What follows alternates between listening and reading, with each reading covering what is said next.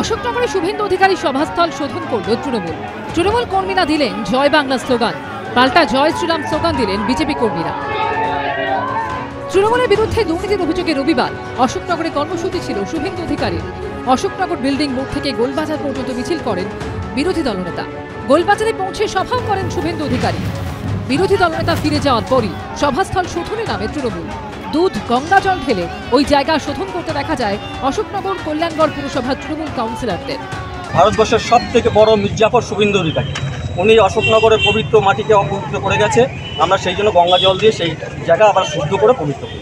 উত্তর এনাদেরকে ভোট ব্যাংকের মাধ্যমে মানুষ দেবে, আমাদের আত্মবিশ্বাস সেটা আজকে অশোকনগরের জনগণ প্রমাণ করে দিয়েছে আমাদের এখানে মিটিং আর মিছিলে যোগদান দিয়ে। অশোকনগরে দুপক্ষ মুখোমুখি হলে হাতাহাতির পরিস্থিতি তৈরি হয়। পুলিশকে পরিস্থিতি সামাল দেয়। সমীরণ পালের রিপোর্ট, এবিপি আনন্দ, উত্তর 24 পরগনা।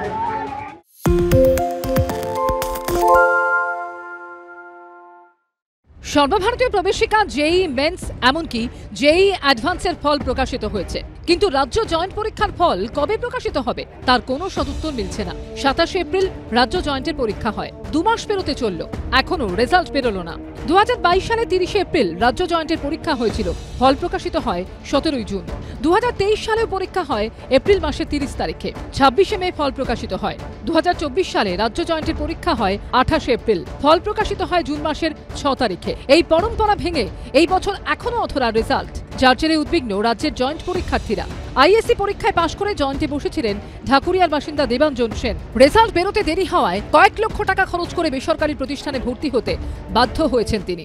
এতদিন যে রেজাল্টটা বেরোচ্ছে না, এটা আমাদের একটা একাডেমিক্সও প্রচন্ড রকম ভাবে একটা একটা খারাপ দিকে যাচ্ছে।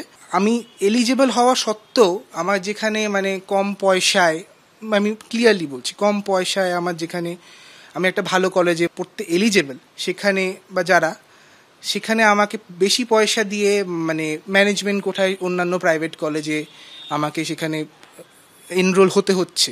97.75% নম্বর পেয়ে আইএসসি পরীক্ষায় পাশ করে জয়েন্টে বসেন গড়িয়ার বাসিন্দা দীপ্র মাইতি। যাদবপুরে সুযোগ পাওয়ার বিষয়ে আত্মবিশ্বাসী হলেও জয়েন্টের রেজাল্ট বেরোতে দেরি হওয়ায় যথেষ্ট উদ্বিগ্ন তিনি। WBJE-তে রেজাল্ট দেরি হচ্ছে সেটা নিয়ে সবার একটু টেনশন আছে। আমাদের সবারই যাদবপুর ইউনিভার্সিটি বা পেরিফেরাল ওরকম ইউনিভার্সিটিতে যেখানে WBJE থেকে অ্যাডমিশন আসে, খুবই আমরা ইগার ওরকম ইউনিভার্সিটিতে জয়েন করার জন্য।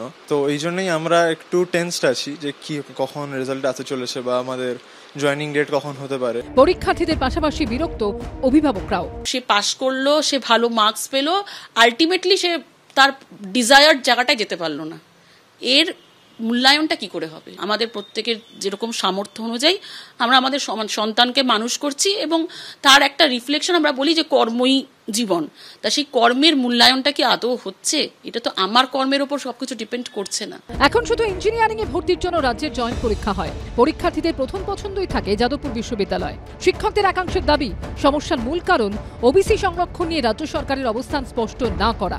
এখন হচ্ছে না কেন সেটা তো আমরা বুঝতেই পারছি, কারণ আপনারা জানেন এখন খাতা দেখা হয়, ওএমআর খাতা দেখা হয় এবং সেটা দেখতে খুব কম সময় লাগে এবং স্বাভাবিকভাবেই নিশ্চয়ই জয়েন্টের খাতা দেখা হয়ে গেছে, কিন্তু বেরোচ্ছে না কিন্তু ওবিসি জটে। উচ্চশিক্ষা দপ্তর তার যে সেন্ট্রাল পোর্টাল খুলেছে, সেখানে 17% ওবিসি এবং নতুন অনেক ক্যাটাগরিকে যুক্ত করেছে, কিন্তু হাইকোর্ট তার উপর স্থগিতাদেশ দিয়েছে, যার ফলে জয়েন্ট এন্ট্রান্স বোর্ড এখন বুঝতেই পারছে না যে তারা 17% যাবে না 7% যাবে।